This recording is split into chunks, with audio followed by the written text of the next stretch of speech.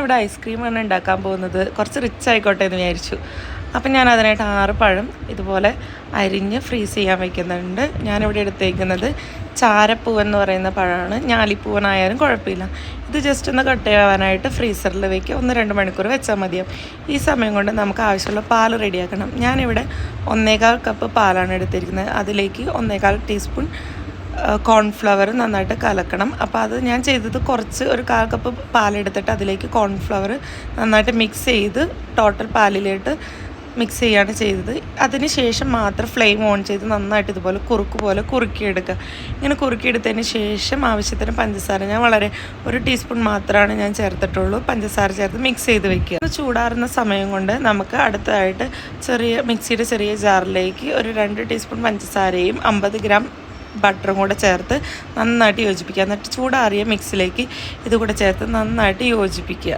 ഇനി മിക്സിയുടെ ജാറിലേക്ക് നമ്മൾ നേരത്തെ ഫ്രീസ് ചെയ്യാൻ വെച്ചിരിക്കുന്ന പഴം, പിന്നെ ഇപ്പോൾ ഉണ്ടാക്കിയ നമ്മുടെ പാലിൻ്റെ ആ ഒരു കുറുക്ക് പോലത്തെ ആ ഒരു മിക്സും അതിലേക്ക് മധുരത്തിന് ആവശ്യമായ മിൽക്ക് മെയ്ഡും ചേർക്കണം. ഇത്രയും ചേർത്തതിന് ശേഷം മിക്സിയുടെ ജാറിൽ നന്നായിട്ട് മിക്സ് ചെയ്ത് നന്നായിട്ട് ബ്ലെൻഡ് ചെയ്തെടുക്കുക.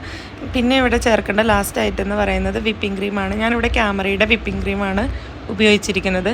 2 ടീസ്പൂൺ എടുത്തിട്ടുണ്ട്. നിങ്ങൾക്ക് ഓപ്ഷനിലാണിത്. വേണമെങ്കിൽ 1 ടീസ്പൂൺ ആക്കാം. ഇനി ഉപയോഗിച്ചില്ലെങ്കിലും വളരെ ടേസ്റ്റിയാണ്. ഇത് നന്നായിട്ട് മിക്സ് ചെയ്ത് കഴിയുമ്പോഴത്തേക്കും നമ്മുടെ ഐസ്ക്രീമിൻ്റെ മിക്സ് റെഡിയാണ്. പിന്നെ ഇങ്ങനെ ഒരു ബോക്സ് ഇല്ലാത്തൊരു വീടും നമ്മുടെ മലയാളികൾക്കില്ല.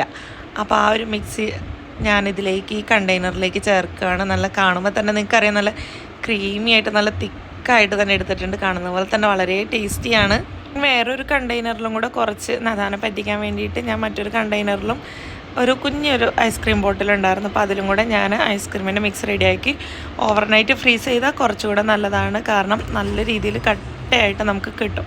അപ്പോൾ ഞാനത് ഫ്രീസ് ചെയ്യാൻ വെച്ചു. ഇതിൽ സ്കൂപ്പൊന്നും കണ്ടില്ല. അപ്പോൾ ഐസ്ക്രീം എടുക്കാനുള്ള ആ ഒരു ആകാംക്ഷയിൽ ഞാൻ ഈ ഒരു സ്പൂണും കൊണ്ട് ഇങ്ങനെ എടുക്കുമ്പോഴത്തേക്ക് അത്യാവശ്യം നല്ല രീതിയിൽ അടിപൊളിയായിട്ട് വന്നിട്ടുണ്ട്. അപ്പോൾ എന്തായാലും നിങ്ങൾ ട്രൈ ചെയ്യുക. വീഡിയോ ഇഷ്ടമായി കഴിഞ്ഞാൽ ലൈക്ക് ചെയ്യുക, ഷെയർ ചെയ്യുക. നിങ്ങളുടെ അഭിപ്രായം കമൻ്റായിട്ട് എന്നെ അറിയിക്കുക.